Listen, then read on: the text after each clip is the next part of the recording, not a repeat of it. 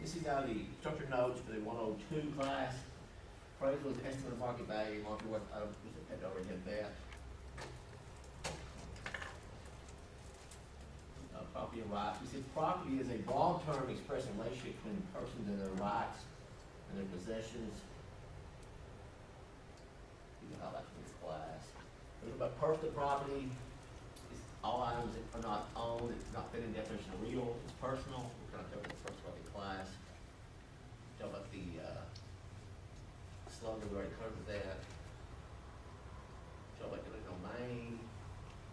Private restrictions, often referred to as encumbrances or deed restrictions, limit the full exercise of minor rights. We talk about covenants and restrictions within the various encumbrances of the property. Talk about the leases, example would be a mineral lease, some of our cases.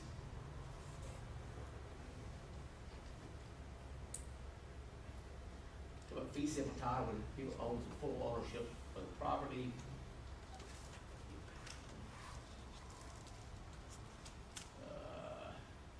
Value exchange, benefits accrued from selling the property or exchange it for another property. Market value is a type of value exchange. Cost refers to the amount of money, time, and labor spent to acquire it. Price is the cost of the property is purchased. No market value by now. Talk about supply and demand, anticipation, substitution. We've already discussed that. Contribution we discussed. Highest and best use. We'll cover a little further in another area. We talk about this is probably good. Highest and best use may be physically possible, legally permissible, financially feasible, but be the most productive in terms of return on the value. Resident homestead, they had to be classified as a homestead, not as highest and best use.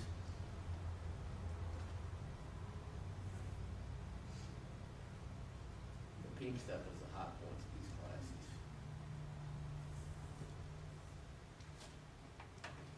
Purpose of appraisal to be the logical and believable conclusion. Must follow generally accepted appraisal practices under 2301 of the tax code, and one of those is use PAP to recognize source of acceptable practice.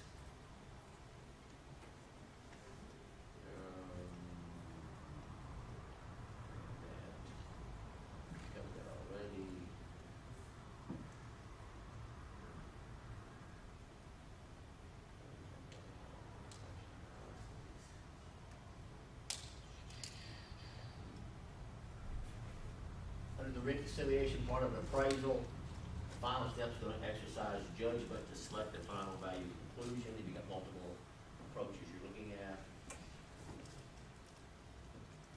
the final step in appraisal report.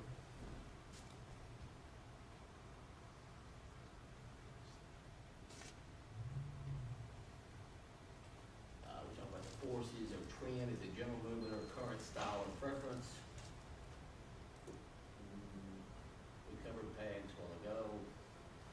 There's some examples of forces that might show up. International force could be war, trade, or stability of currency.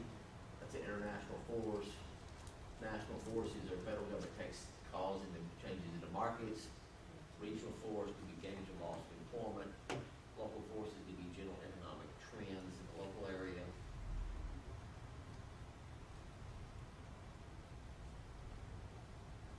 Neighborhood, we said, was an area of complementary land uses which all properties are similarly affected by physical, governmental, social issues.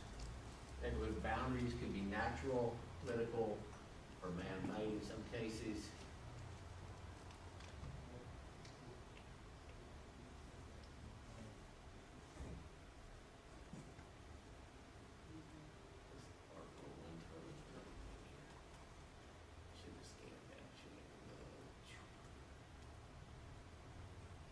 Cost approach, we will cover that already.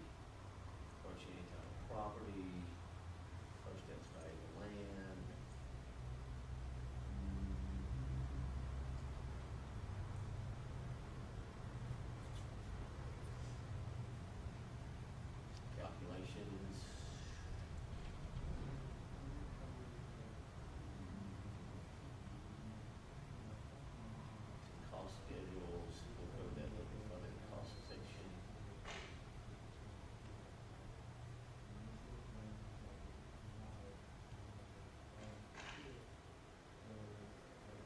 we'll cover some of this in the, market approach here shortly. We'll talk about the Earth Triangle. Speak of the Earth Triangle. We'll talk about different ways of land valuing.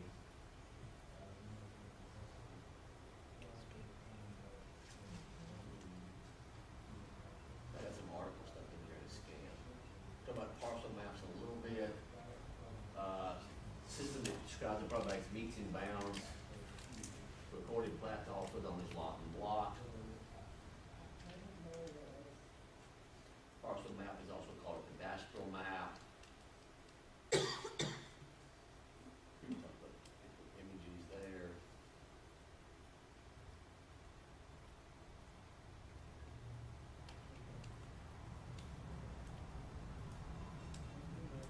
That's kind of a rough overview of the structure manual in this section.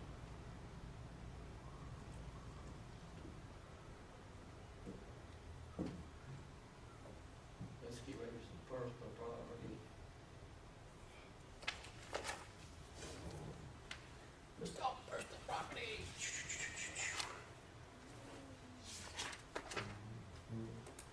How about a little personal property? You're gonna have 14 questions on your level 3, 17 on your level 4.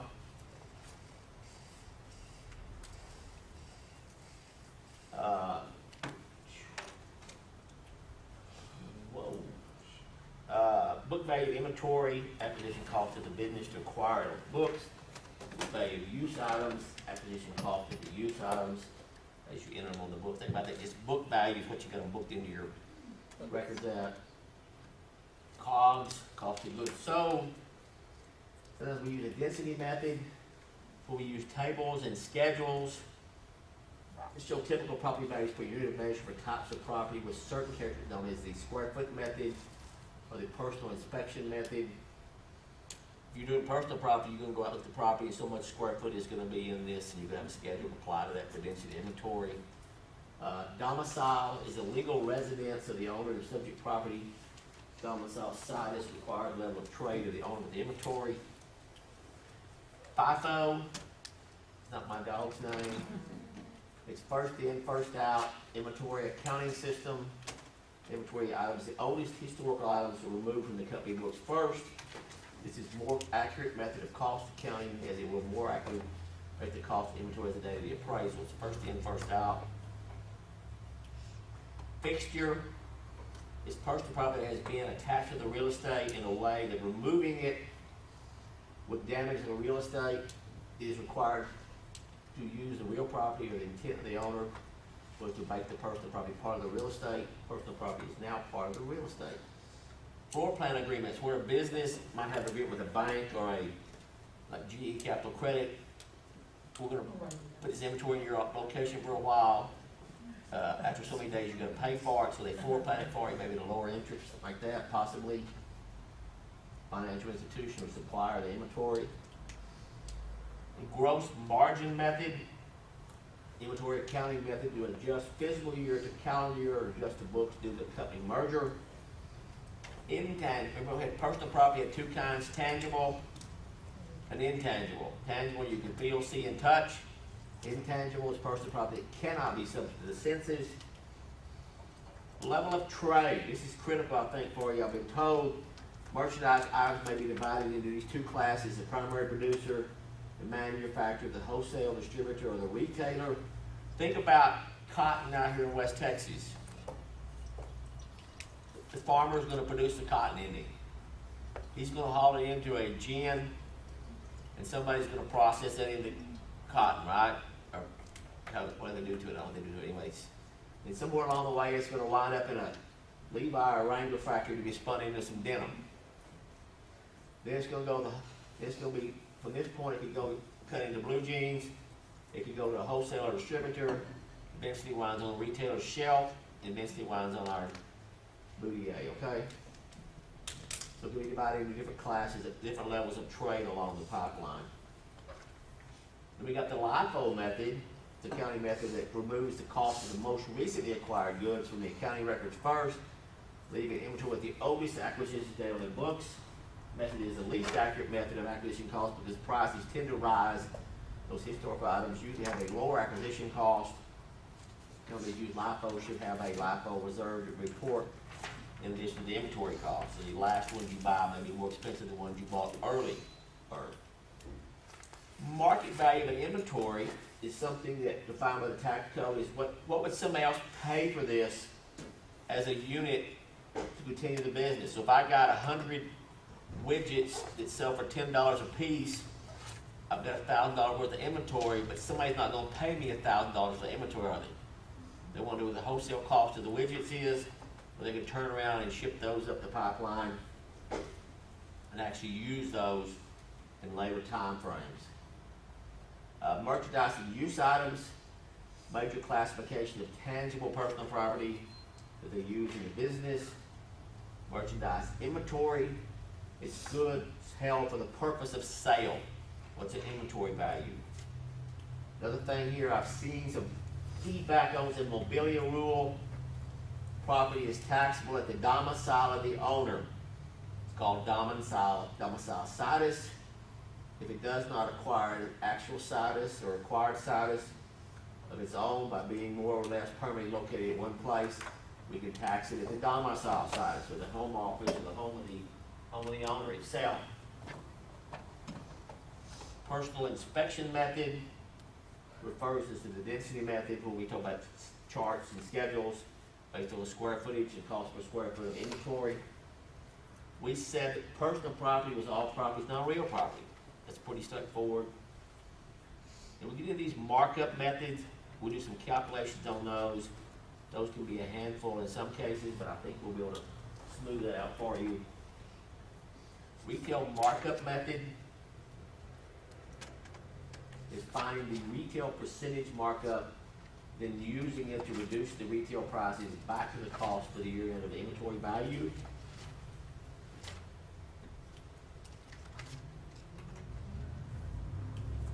Salvage value, when an item is no longer used, but someone will buy it in its current condition, fix it up, and put it to use.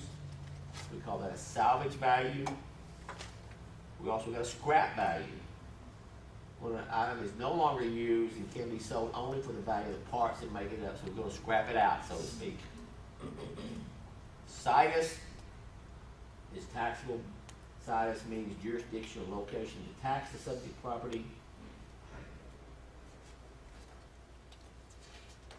Square foot method is also the density method we talked about a while ago. Density is per square foot. We got some examples of that, some problems to work. Those are pretty straightforward and pretty simple. Tangible personal property is personal property that can be subject to the census. We can feel it, see it, touch it, feel it, see it, touch it. Use items are goods that have been reached the use for which they were originally intended to be used. And we're also talking personal property about value and use. The contributory value, when a use item is still useful, even though its remaining economic life or its book value is zero. We could have somebody out here with a 1985 Caterpillar dozer. On his books, he's already depreciated out to zero. That yellow iron never goes away, does it? So it's still got some value, even though his value is depreciated to zero on these books.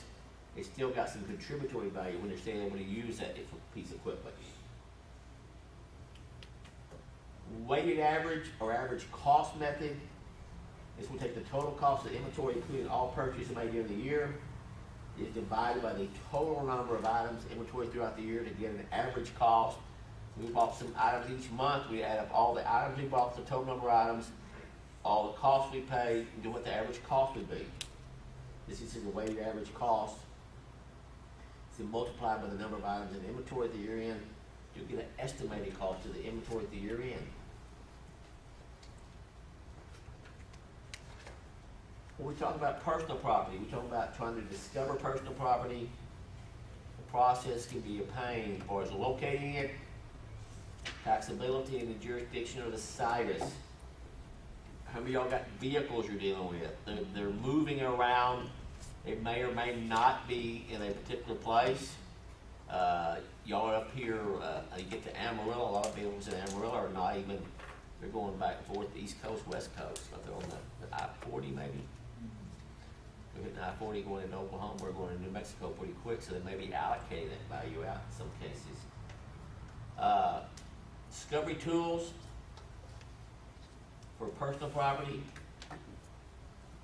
Previous year's appraisal roll is always a good place to start. Maybe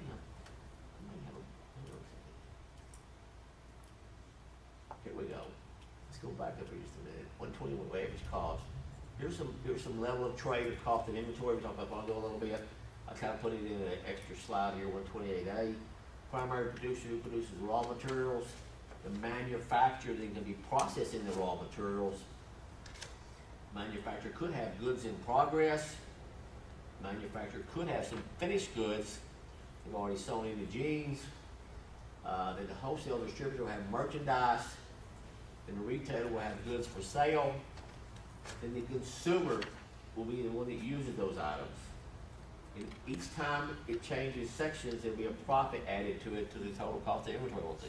You got, say, you got raw cotton, cotton gin, denim factory, Levi Wrangler factory, wholesaler, distributor, retailer, and we wear those things. So there's several levels of trade there on the cost of the inventory.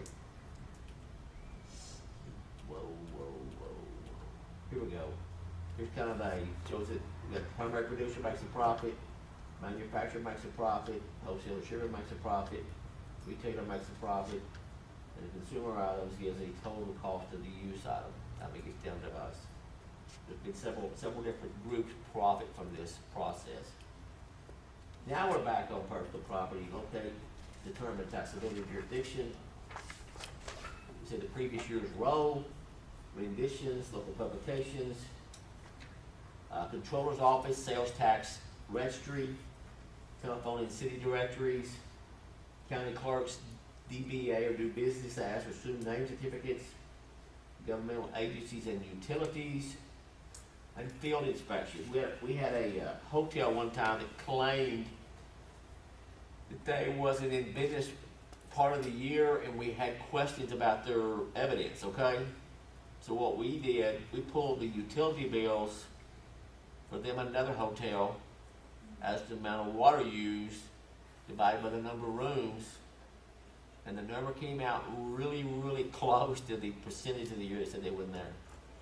That was kind of being, I guess, creative, but the fact that the utility bills kind of painted a picture they wasn't there 3 months, okay? Based on the water consumption. Water consumption in the hotel room, I'm assuming is somewhat consistent, and sure enough, it kind of tied back to their number, and we was cool with that. There wasn't a lot of concrete facts. We thought they'd opened, I think they had a scheduled opening, and something went wrong, and they didn't get open. Okay, 124. Tangible personal property is taxable by jurisdiction if, number one, if it's located in the jurisdiction on January the 1st for more than a temporary period, it has some acquired situs. Number two, if it is normally located in the jurisdiction, even though it may be temporary outside the jurisdiction on January 1, it still has some acquired situs, doesn't it? Number three, if it is normally returned to the jurisdiction between uses elsewhere and is not located in any one place for more than a temporary period, it has some acquired situs. Number four, the owner resides or maintains his principal place of business in the jurisdiction and the property is in this state but does not have a taxable situs according to 1 through 3. We call that the domicile situs. Somebody's had a question about the domicile situs on their level exam. I've heard that somebody talk about that. It's kind of we don't think about it a whole lot. It's out there. 125, okay. Here's our fixture, personal property. It's personal property if the item is movable. It's personal property if the item may be removed without damage to the real estate. It's personal property if the intent of the owner is that the item is subject to being moved. That all says personal. If it's real, the item is permanently affixed to the property. The item may not be moved without damage to the real estate. And the owner's intent was to use it as part of the real property. That's kind of the difference between personal. That's a fixture, rule, or guideline, we might say. Total absolute exemptions that we might have Now on page 54, personal property either by federal or state law, we could have it, it could be governmental property, it could be goods in transit, or goods stopped for business advantage or taxable, foreign government property by U.S. treaty. There's a U.S. treaty from 1912 that basically grants the same rights to a British company that does to an American company. The only reason I know it was a court case when I first started with Gifford Hill, which at the time was owned by a British group, and they had the same rights to apply for a special productivity exemption as any other company did, even though there's some language in the productivity section about foreign governments not qualifying for that. If it's a British company, it has some similar rights. We looked at the court proceeding, state and local government property, religious organizations, schools, there's some exemptions for public and private schools, trifold youth organizations, nonprofit organizations, institutions of purely public charity, farm products in the hands of producer.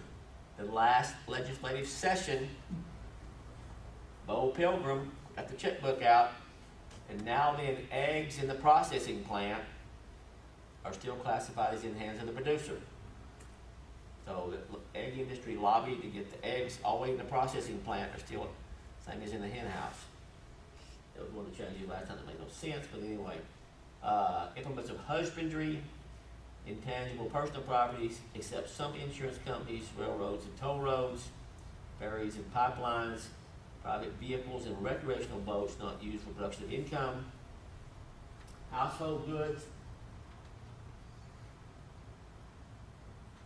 and personal effects not used to produce income. Now, Oklahoma taxes household goods, but you render those, and you don't pay much tax, no offense. Solar and wind-powered energy devices, pollution control equipment, foreign trade zones, and free-port goods. Partial exemption, disabled veteran, DV 1 to 4 may be applied to any property owned by the veteran. That's kind of a tricky one, isn't it? The fact is, whatever they got, they can attach it to personal property, real estate, non-homestead, etc. Here's a current replacement cost example. We're going to talk about several problems here, but several math problems to do. We'll work several versions of some of these to make sure that you grasp this. The current replacement cost, here's our example. Pump spindles sell for $10 a piece. Each one of them costs $1 to ship plus 50 cents for extra package cost. Manufacturer offers a 5% discount for swimming pool companies that purchase more than 12 per shipment. Your company needs to purchase 24 to stock up for the summer season. What will the cost of your inventory be? Here's a little chart here showing us. We got 24 spindles at $10 a pop. The discount's not going to be on shipping and packaging, okay? It's going to be on the item itself. So we get a 5% discount off the cost of the item. So 24 times 10 is $240 minus a $12 discount. Leaves $228. Since shipping is $1 a piece, packaging 50 cents, so a total cost of 24 pump spindles is going to be $264. Everybody kind of cool with that? That's pretty straightforward. Now then, we'll get into the density method in appraising property. Density method is where we use tables. How many of you do personal property? Anybody? That's good. You'll help us with this, okay? You have tables, right? Charging tables. It's kind of hard to find a table for everything in it. Retail, feed stores. I mean, they're just all over the board, I think. Fast food, convenience stores, it all depends, doesn't it? A lot of liquor, higher price. Not much liquor, lower price. Feed store, a lot of vet supplies, more value. Little vet supplies, less value. So we're talking about the typical unit of measure for these types of property with certain characteristics, known as the square foot method, or the personal inspection method, or the comparison method. Value in a schedule is equal to the replacement cost new. A specific method for using area measurements and density factor estimate the market value of the inventory. This is a 5-step process. We're gonna classify the subject property on the basis of its business type, beauty salon, supermarket, etc., and the level of trade of the business. Why would the level of trade matter? It depends, wouldn't it? Is it a retail portion of this business, wholesale, or manufacturing? Our schedules may be different at the manufacturing level versus the retail level. We're going to measure the space it occupies, this inventory, note the density and quality of any special features in the property, location in the mall, inventory not typical of businesses of that type. You have a feed store. So much area is feed, so much is vet supplies, so much tack. There could be 3 different levels of different schedules involved in one building. Measure the space, select the inventory schedule you're going to use for the category that best describes the property. Adjust the schedule value to reflect any special features of the subject property. And you're going to multiply the value from step 4 by the unit of measure, from step 2 to estimate the market value of the subject property. Here's an example. Subject is a medium-sized meat packing plant with the average mix of inventory. Inventory is considered average quality with average density. So we got Curie's meat packing plant. We show the building to be what, 50 by 130? And we're saying it's what now? Average inventory. Inventory is considered average quality, average density. So we're going to go to the next page, and we're going to look at our chart. We got average quality, average density. That throws our cost per square foot at how much? Average, $14.82. That cross pen? I haven't seen one of those in a long time. I've had it for like 15 years. Those are like in their day, like the primo. Yeah, they were about 100. Yeah, that was really the pen one time with that. Okay, inventory, 1482 a square feet. So we're gonna appraise this inventory. We classified A as a meat packing plant, didn't we? The note the store is a medium-sized meat packing plant with inventory of average quality, average density. So no, 50 times 130 is 6,500. We found the schedule. It said average quality, average density is 1482. And it is adjustments, no adjustments required. Multiply the adjustment factor times the area to estimate the market value. So we got 1482 times the 6,500. So we got a $96,330 value for this inventory of Curry's meat packing plant. This is a replacement cost new value, isn't it? Or it costs new. So then there we may have to go further and depreciate it based on the age of the equipment and the condition of the equipment. This would give us an RCN new of this equipment. This is pretty common in personal property. Sometimes you get a rendition. We have actually been able to, on a couple of cases, build a schedule based on some renditions. But it allows us, stay out of trouble, I know better. But it allows us to call the cards on we took some fast food restaurants, several new ones we had, built a cost schedule. So we knew that the furniture fixtures and the inventory of the new McDonald's in Bridgeport came in about 300,000. They had rented about 300,000, and other fast foods kind of tied in that schedule. So then when the one in Decatur went in, he's rendering 150,000. So we said, I'm out. Whoa. He had all kinds of stories and excuses about why his wasn't as much as the others. Well, we got good information that says those fixtures and furniture new cost X amount per square foot. Yeah, well, he always stuff that he was analyzing. He was just liar, pants on fire agent, what it was. I haven't trusted him since then. That's another story. But the fact is, it allowed us to check and balance somebody based on the schedule we put together on fast food. But it's just difficult to build a schedule. We don't have enough information sometimes, do we? Kind of hard, isn't it? How about the weighted or average cost method? This is pretty straightforward, fairly simple. We know that the total annual purchases were $528,000.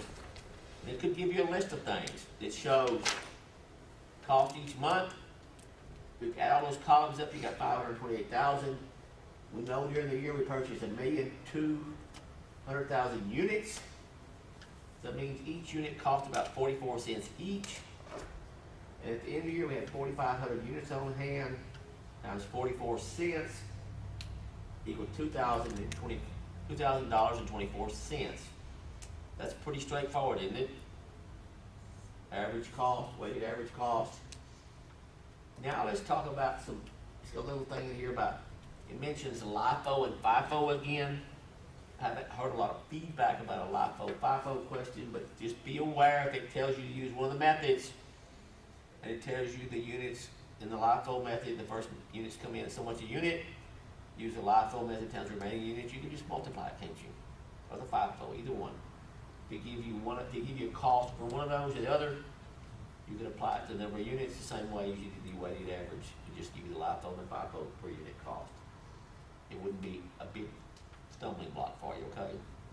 If you said the purchase units and the FIFO units cost X amount of each, using the FIFO method, what's the inventory value, take the inventory units, times the FIFO cost, multiply it for the LIFO cost. Either one will work the same.